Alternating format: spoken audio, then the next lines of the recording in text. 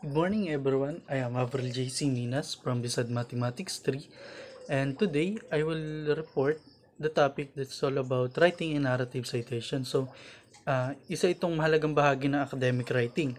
So bago tayo dumako sa ating main topic, basahin muna natin yung ating learning objectives. So our learning objectives: at the end of the lesson, students will be able to describe the function and significance of narrative citation in academic writing, demonstrate a commitment to academic integrity by properly citing sources, and lastly is apply narrative citation correctly in various writing contexts. So let's first read the introduction. So in academic writing, citing sources properly is essential for credibility and integrity. It also ensures intellectual honesty and helps readers verify information. And lastly, proper citation respects intellectual contributions and strengthens the arguments. So in academic writing, citing sources correctly is not just a requirement. It is a reflection of our honesty and respect for others' work, and it helps build credibility, and allows readers to verify the information we present. So proper citation also strengthens our arguments by showing that our ideas are supported by established research. So uh, sinus, uh, pinapakita nito na o pinapalakas nito yung pagiging tama ng ating mga sinusulat, dahil may mga sumusuporta na different writings about dun sa ating work. And also, dapat ilagay natin kung sino nga ba yung original author ng ating pinagkuhanan ng ideas.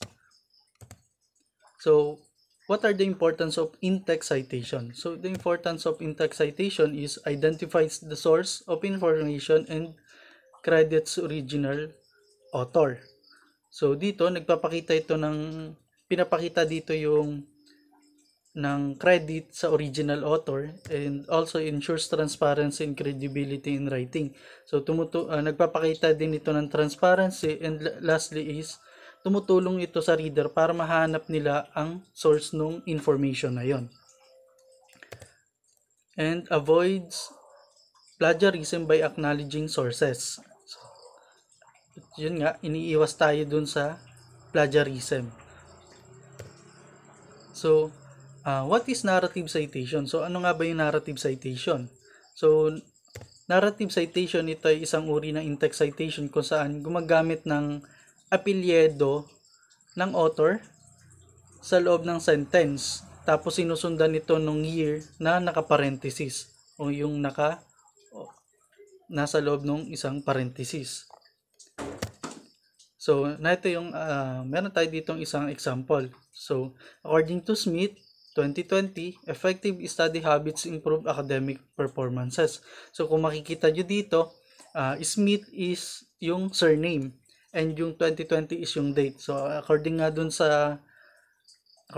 sa meaning or definition ng narrative citation, it incorporates the author's surname within the sentence followed by the year na naka-parenthesis. So kung gagawa tayo ng isang academic writing or thesis, yan, magagamit natin o makikita natin ito dun sa ating gagawing thesis, narrative citation. So meron din ako dito example na nakaparagraph naman. So Johnson 2018 explains that students who engage in regular reading tend to perform better in comprehension-based assessments. He further emphasizes that reading different types of materials expands vocabulary and critical thinking skills. This claim aligns with previous research highlighting the importance of diverse reading exposure. Anderson 2016. So kung makikita nga natin dun sa beginning ng ating paragraph, makikita natin yung apelyido o yung surname na Johnson. Sinundan ito nung nasa loob na ng parenthesis na 2018 or yung year kung kailan sinulat yung text na yon. And another, merong mga different forms of narrative citation. So, first is yung sa single author. So, dito, makikita natin, single author or single surname lang yung nilalagay kasi nga single author lang. And susundan ito nung yung year nga na nasa loob ng parenthesis. So, ito yung example. Brown, 2019, stated that mathematical reasoning is crucial for problem solving. So, yan, isa yan sa example. And meron ding two authors. So, paano naman pag two authors na? So, dito, Garcia and Lee, 2021, found that students learn better through interactive activities. So, makikita natin dito yung yung surname or apelyido na Garcia at saka yung Lee is magkasama pa rin siya. It is divided lang ng word na and. So, Garcia and Lee, open and close parenthesis, nandun sa loob yung 2021. So, yun lang naman yung dapat nating tandaan doon sa single author and two authors. So, wala naman siya masyadong pinagkaiba maliban doon sa number of authors niya. So, kapag naman 3 or more authors, so dito naman, ang gagawin na natin is lalagyan na natin ng term na et al. Or yun nga, yung term na et al. So, Anderson et al., for example ito, Anderson et al. 2020 argued that technology enhances student engagement. So, kung makikita natin dyan, hindi na natin isinama pa yung ibang name ng authors. Nilagyan lang natin ng words na et al. Or Anderson and company, or Anderson and others. 2020 argued that technology enhances student engagement. So, yun lang naman yun. And next is yung organization and company as authors. So, meron naman mga authors na ang nilalagay na dun is yung mismong organization.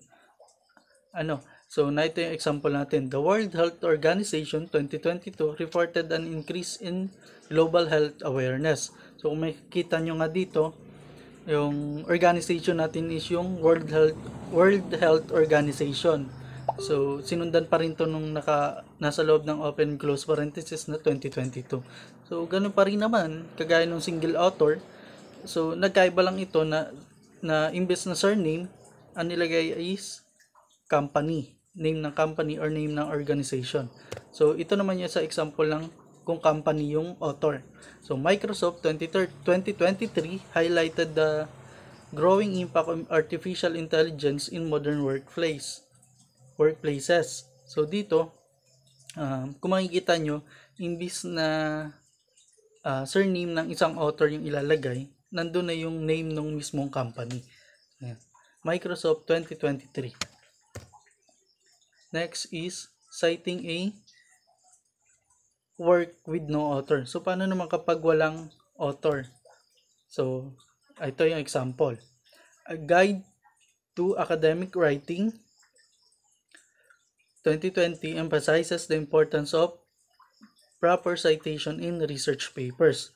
So, sa example na ito, ang gagamitin lang natin is yung title ng work or title ng text or paragraph na pinagkunan natin. Or title ng journal, ng book, or anything else na about may kinalaman dun sa writing. So, ayun, kung makikita nyo, ang title ng kanyang pinagkuhanan is A Guide to Academic Writing. So, sinama lang natin dito, dinugtong na natin yung 2020 kung kailan to na-establish or kung kailan to na gawa or sinulat. Using direct quotes in narrative citation. So, paano naman yon?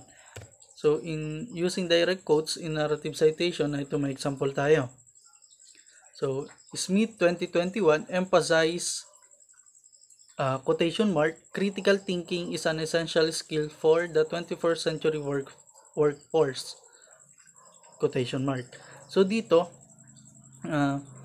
kung kukuha man tayo ng halimbawa meron dun sa isang text na quotes or merong important details or sentences, kailangan natin mas maganda kung ilalagay natin siya in quotation marks. Ibig sabihin, kinuha natin yung sentences na yun or yung sentence na yun dun sa mismong dun sa original work ng author, which is ang author natin dito ay si Smith, and yung date is 2021. Ayan. And importance of narrative citation. So gaano nga ba ka-importante yung narrative citation? Enhances readability by integrating sources smoothly into writing. So nagiging mas smooth ang daloy ng writing natin kasi maraming mga sumusuporta dun sa ating isinusulat.